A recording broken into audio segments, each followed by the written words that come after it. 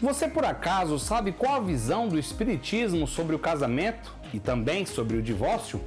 Todos os matrimônios são programados no plano espiritual antes de nascermos? E com relação à separação, é pecado se divorciar? O Espiritismo condena a separação, assim como a Igreja Católica? A pessoa divorciada pode se casar de novo? Você está no canal Entre Duas Dimensões, eu sou o jornalista espírita Edu Cunha e no vídeo de hoje você vai saber todas essas respostas. Todas as informações contidas no vídeo de hoje foram retiradas de duas obras básicas do Espiritismo. No Livro dos Espíritos, o tema é tratado na parte 3ª das Leis Morais, capítulo 4 da Lei de Reprodução, itens Casamento e Celibato. A outra obra de Allan Kardec consultada foi o Evangelho segundo o Espiritismo, no capítulo 22, Não separeis o que Deus juntou, indissolubilidade do casamento.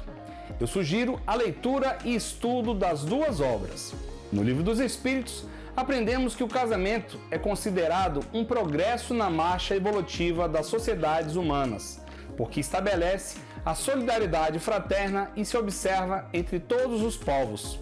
Neste contexto, o fim dos casamentos seria uma espécie de regressão à infância da humanidade e colocaria o homem abaixo mesmo de certos animais que lhe dão o exemplo de uniões sinceras, como por exemplo os casos das araras vermelhas, dos pinguins e dos cisnes. O divórcio é uma lei humana que tem como objetivo separar legalmente o que na verdade já estava separado.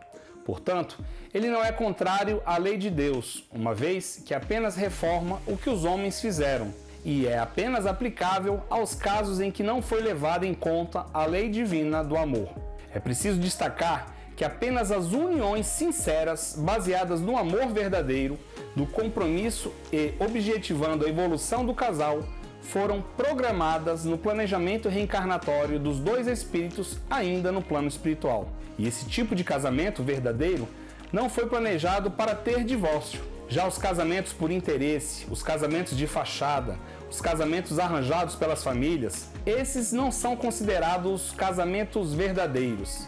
E muitos desses costumam acabar. Vale fazer uma ressalva que até mesmo os casamentos ditos verdadeiros podem acabar ou nem mesmo acontecer, por conta do livre-arbítrio que Deus nos concede, para decidirmos nossas escolhas em vida. Ao nascermos, esquecemos tudo que foi planejado para nossas vidas e muitos compromissos assumidos são simplesmente ignorados, adiando muitas vezes algum tipo de resgate de erros cometidos em outras vidas.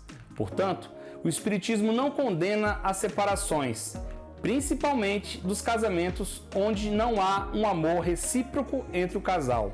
Precisamos entender que o objetivo das reencarnações é a evolução do homem. E quando estamos ao lado de uma companheira ou companheiro que estão aliados a esse objetivo, a chance de triunfarmos em nossa missão encarnatória aumentam. Isso não significa de forma alguma que todas as pessoas devem necessariamente se casar, ou que apenas as pessoas casadas têm maiores chances de conseguir evoluir. Existem pessoas que no plano espiritual foram preparadas sabendo que em sua missão de vida não haveria um casamento ou união duradoura programada, e tudo bem.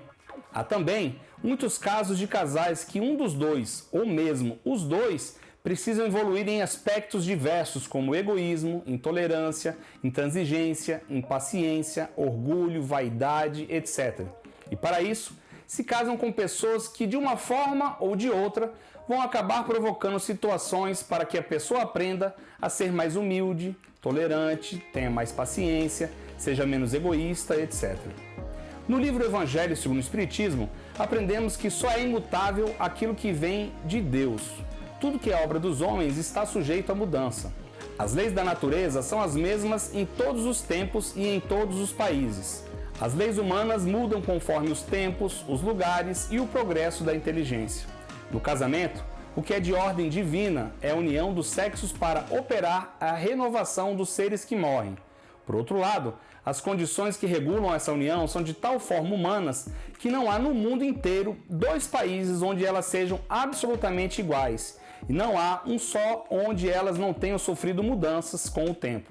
Consequentemente, aos olhos da lei civil, o que é legítimo numa região e uma época é adultério numa outra religião e num outro tempo.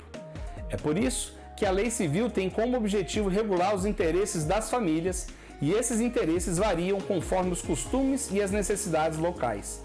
É assim, por exemplo, que em certos países só o casamento religioso é o legítimo, em outros é preciso também o casamento civil, em outros só o casamento civil basta. Mas além das leis do homem que regulam os casamentos em todo o mundo, há uma outra lei que é divina e imutável como todas as leis de Deus, que é a lei de amor. Deus quis que os seres fossem unidos não somente pelos laços da carne, mas pelos laços da alma, a fim de que a afeição mútua entre os casais fossem transmitidas a seus filhos e que fossem dois em lugar de um, a amá-los, a cuidar deles e a fazê-los progredir. Mas, infelizmente, o número grande de divórcios das últimas décadas demonstram que poucos casais estão levando em conta essa lei do amor. O que muitos procuram não é a afeição mútua de sentimentos que une um ao outro. O que tem se buscado não é satisfação do coração, mas a do orgulho, da vaidade, do egoísmo, todos relacionados a interesses materiais. Mas nem a lei civil, nem os compromissos que ela obriga podem suprir a lei de amor se essa lei não preside a união.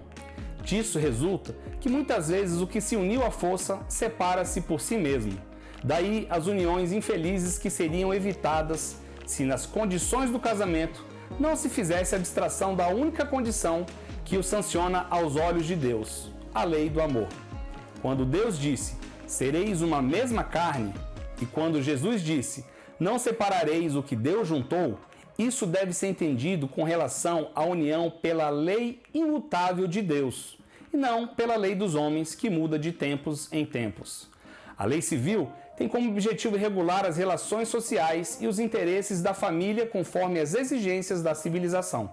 Por isso, ela é útil e necessária, mas de certo, nenhuma união deveria acontecer sem que a lei de Deus, a lei do amor, estivesse realmente presente no coração de cada um do casal.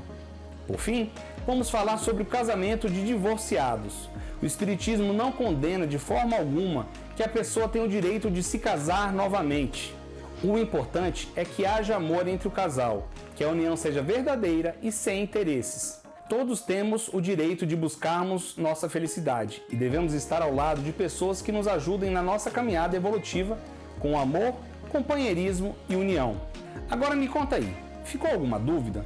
Se tiver, coloque aqui abaixo nos comentários ou mande um e-mail para entreduasdimensões@gmail.com. Verifique se você está inscrito em nosso canal e acione o sino de notificação para ser lembrado sempre que houver um vídeo novo. Nos vemos nos próximos vídeos. Tchau!